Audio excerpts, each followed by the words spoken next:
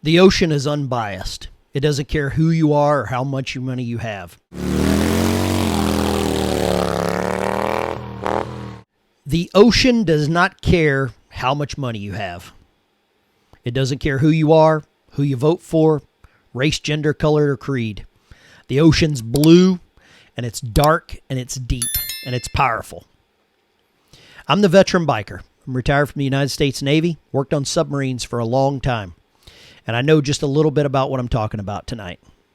I made in a previous video about what I thought had occurred and some of the faults and issues that I recognized when I did a little research into this.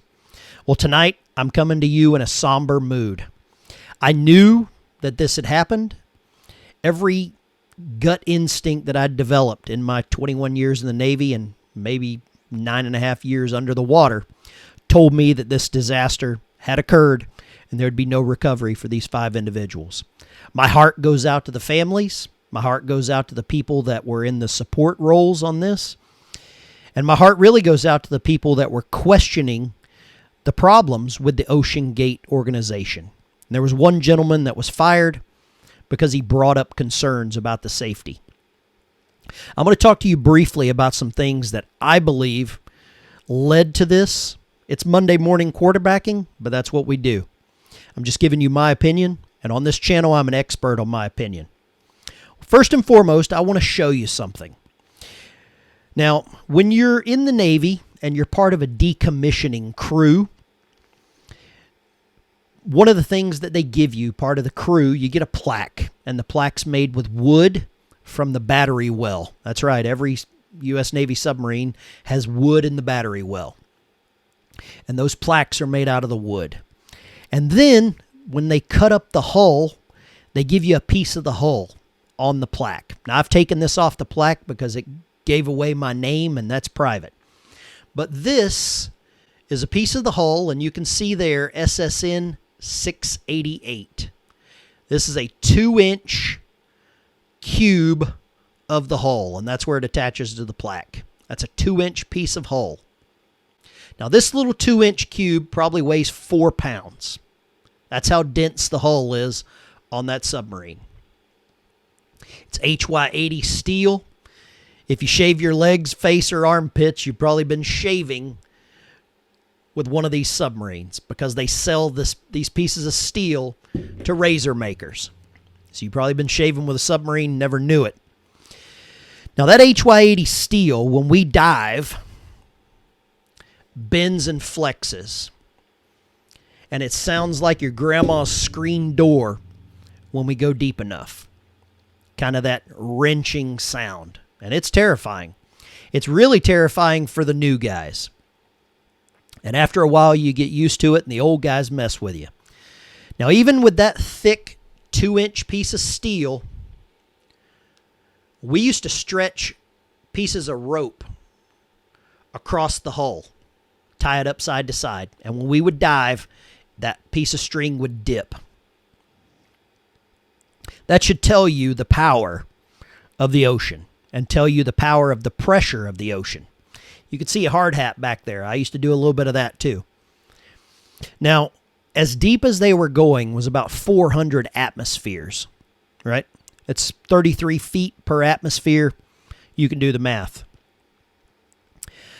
So that's a lot of pressure on something like this, right? That's a 2-inch cube. Well, some of the problems I recognize with this Titan that really bring some alarm bells to me. Number one, going 4,000 meters deep. The big one for me is carbon fiber. And many of you have seen some expensive sports cars made with carbon fiber. Ferrari, for example. I think Lamborghini might even put out a carbon fiber hull. Those cars get into an accident and the whole hull is shot.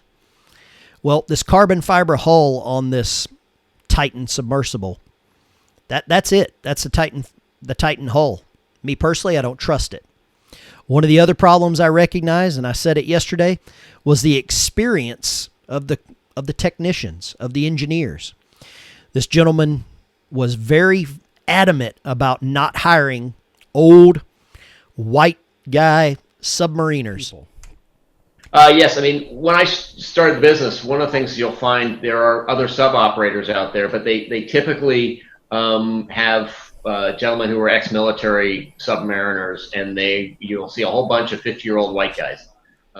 Like me. He wanted new, innovative, with creative lifestyles, with this diversity, equity, and inclusion. And that's bad.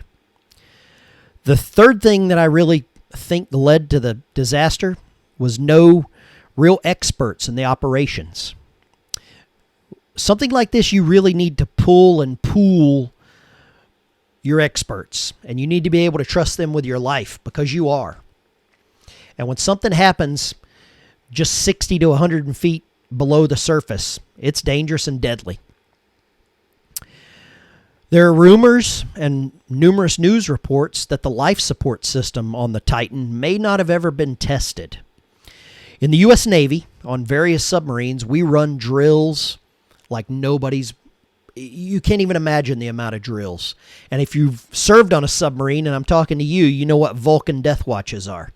And that's so that you can run multiple drills on multiple duty sections.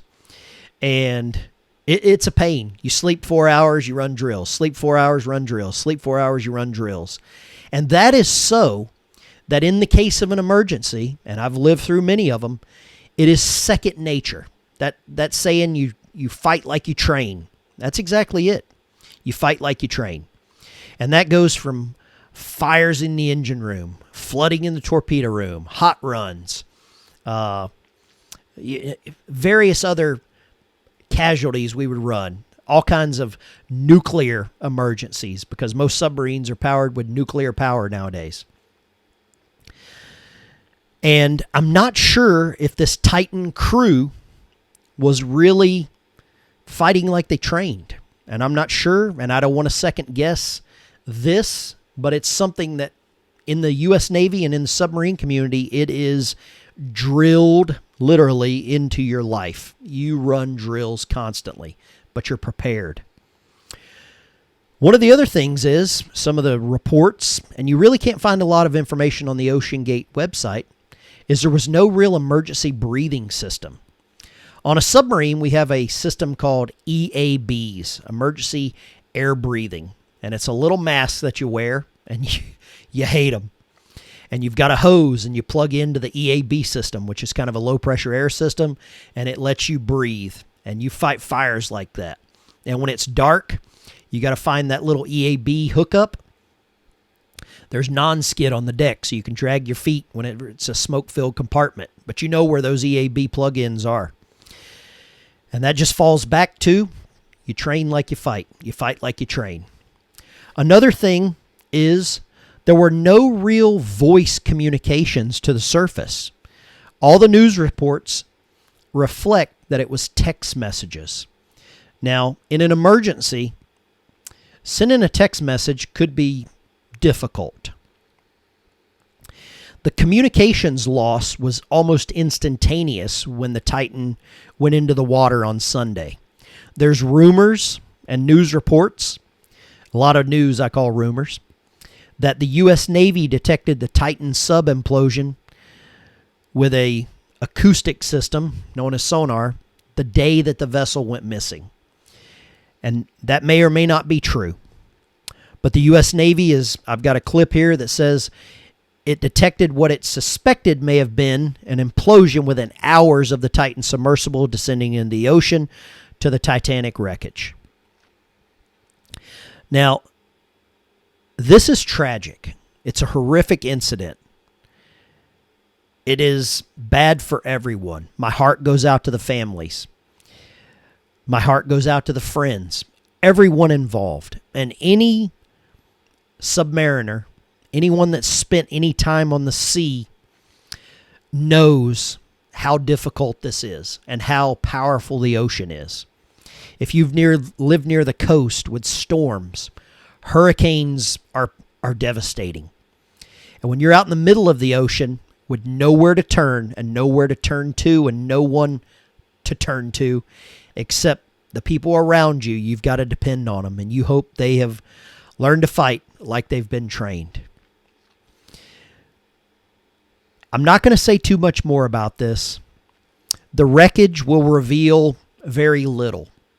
The carbon fiber, that implosion, it's a debris field. We may never know exactly what happened or what caused it. It's a tragedy.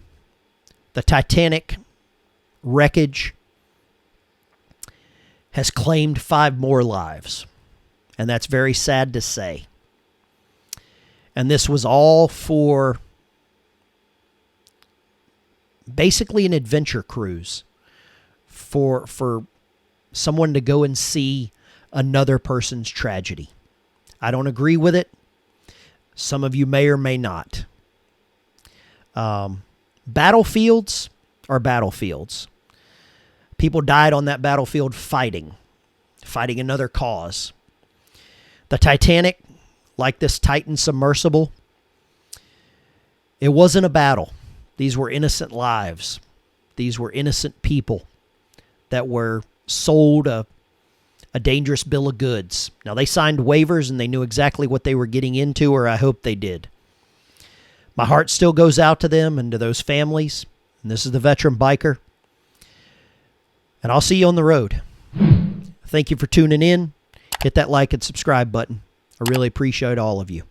With that being said, have a good evening.